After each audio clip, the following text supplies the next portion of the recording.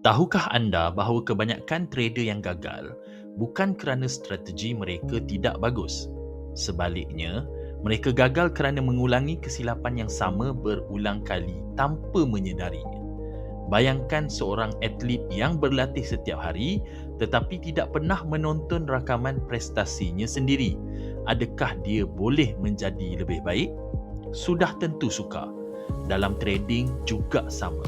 Jika anda hanya fokus kepada profit dan loss tanpa menganalisis bagaimana sesuatu trade berlaku, dan sebenarnya anda sedang membuang data yang sangat berharga. Dalam video ini, saya akan kongsikan satu framework mudah untuk melakukan post-trade review supaya setiap kesilapan boleh ditukar menjadi data yang membantu meningkatkan prestasi trading anda. Mari kita mulakan. Ramai trader menganggap kerja mereka selesai selepas menutup sesuatu posisi. Hakikatnya, proses pembelajaran sebenar bermula selepas trade ditutup. Post-trade review ialah proses menilai semula sesuatu trade untuk memahami kenapa trade diambil, adakah setup mematuhi trading plan, apa yang berlaku semasa trade berlangsung dan apa yang boleh diperbaiki pada masa hadapan. Tujuan utama review bukan untuk mencari siapa yang salah. Tujuannya ialah untuk mengumpul data. Trader profesional melihat setiap trade sebagai sampel data, bukan sebagai kemenangan atau kekalahan semata-mata. Semakin banyak data berkualiti yang dikumpul, semakin jelas corak prestasi sebenar.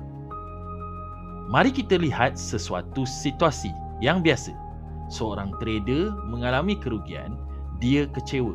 Kemudian dia terus mencari setup baru tanpa mengkaji punca sebenar kerugian tersebut. Beberapa hari kemudian, kesilapan yang sama berlaku lagi. Ini menghasilkan satu kitaran di mana dia trade, kemudian rugi, kemudian emosi, kemudian mengambil trade yang baru dan kemudian rugi lagi.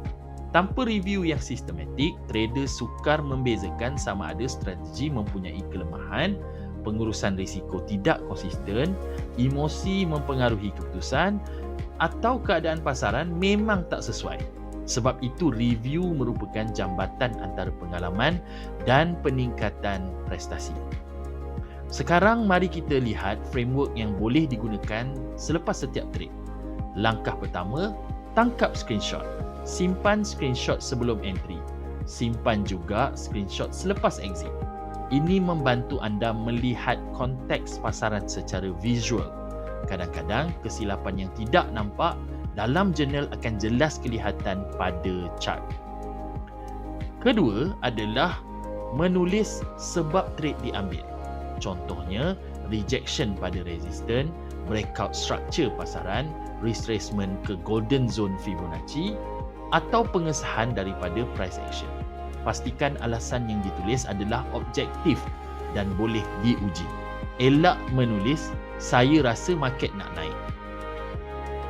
Langkah ketiga ialah menilai pematuhan trading plan. Anda perlu tanya diri sendiri, adakah trade ini memenuhi semua peraturan atau tidak? Contoh checklist adalah seperti, adakah setup ini sah? Adakah risk reward ratio dipatuhi? Adakah lot size betul? Adakah entry anda pada zon yang dirancang dan tidak trade kerana FOMO? Jawapannya hanya ya atau tidak. Jangan beri alasan. Langkah keempat adalah kenal pasti jenis kesilapan. Bahagikan kesilapan kepada kategori. Contohnya, kesilapan analisis seperti salah baca struktur pasaran dan salah tafsir momentum. Kedua adalah kesilapan pelaksanaan, iaitu entry terlalu awal atau exit terlalu cepat. Ketiga adalah kesilapan pengurusan risiko, di mana mungkin lot size terlalu besar atau risiko melebihi had. Dan yang terakhir adalah kesilapan psikologi, di mana anda revenge trade, FOMO dan overconfidence. Apabila kesilapan dikategorikan, kita boleh mengira kekerapan setiap masalah. Langkah kelima adalah cipta action item. Setiap review mesti berakhir dengan tindakan yang jelas. Contoh, kesilapan anda adalah entry terlalu awal. tindakan yang anda perlu ambil adalah tunggu candle confirmation sebelum entry. Contoh kedua adalah kesilapan terlalu banyak trade. Tindakan yang perlu diambil adalah maksimumkan 3 trade sehari saja. Pastikan tindakan boleh diukur dan dilaksanakan. Ini bahagian paling penting. Jangan hanya kumpulkan journal analisis data tersebut. Contoh selepas 50 trade, 40% kerugian berpunca daripada entry terlalu awal. 30% berpunca daripada melanggar trading plan. 20% berlaku semasa sesi pasaran yang tidak sesuai. Dan 10% adalah faktor pasaran yang normal. Apa yang boleh kita simpulkan? Masalah utama bukan strategi. Masalah utama adalah disiplin pelaksanaan. Inilah kuasa data. Data membantu kita fokus kepada punca sebenar dan bukan membuat andaian. Mari kita lihat satu contoh. Anda trade pada XAU USD buy, keputusannya adalah loss 1R. Adakah setup ini sah? Jawapannya ya. Adakah peraturan dipatuhi? Tidak. Kesilapan, entry sebelum candle confirmation. Kategori, pelaksanaan. Tindakan, wajib tunggu candle tutup sebelum entry.